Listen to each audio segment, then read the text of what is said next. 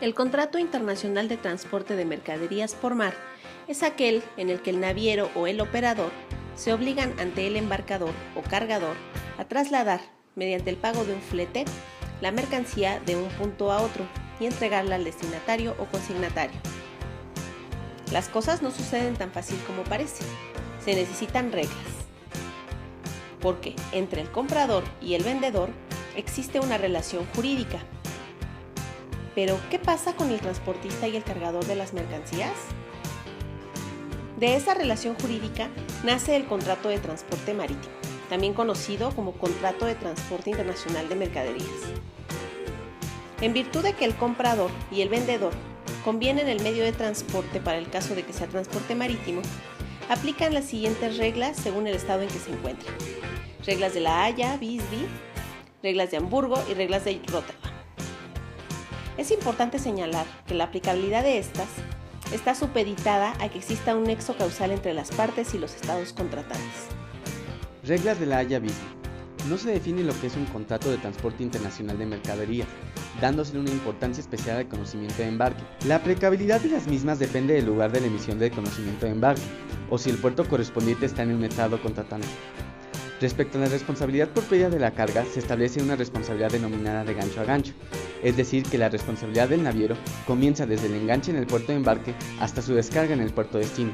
No se menciona la responsabilidad por retraso, y existen los siguientes excluyentes de responsabilidad: pérdida o daño de los bienes causados por el contramaestre, marinero, capitán, tripulación en general o administración del barco, siempre y cuando no medie dolo, culpa o negligencia.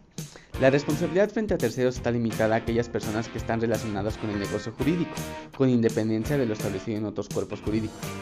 El aviso de pérdida o daño tiene que ser dado antes o al momento de la entrega si el daño es aparente o visible. Si no es aparente, dentro de los 3 días siguientes a la entrega. Reglas de Hamburgo. Las reglas de Hamburgo definen el Contrato de Transporte Internacional de Mercaderías como aquel que tiene lugar cuando se traslada mercancía de un puerto a otro. Cualquiera de los puertos, ya sea de embarque o de destino, deben encontrarse en un estado aparte. Se ofrece mayor certeza respecto de la pérdida de la carga, porque inicia desde que el naviero se hace responsable de la mercancía de puerto a puerto, hasta que la entregue o la ponga a disposición del comprador o consignatario. Existe responsabilidad por retraso y no existen excluyentes de responsabilidad para la pérdida o daño de los bienes. La responsabilidad frente a terceros puede llegar incluso a responsabilidad civil. El aviso de pérdida o daño de la carga debe darse dentro del día hábil siguiente a la entrega, si es visible, si no es aparente, dentro de los 15 días hábiles siguientes.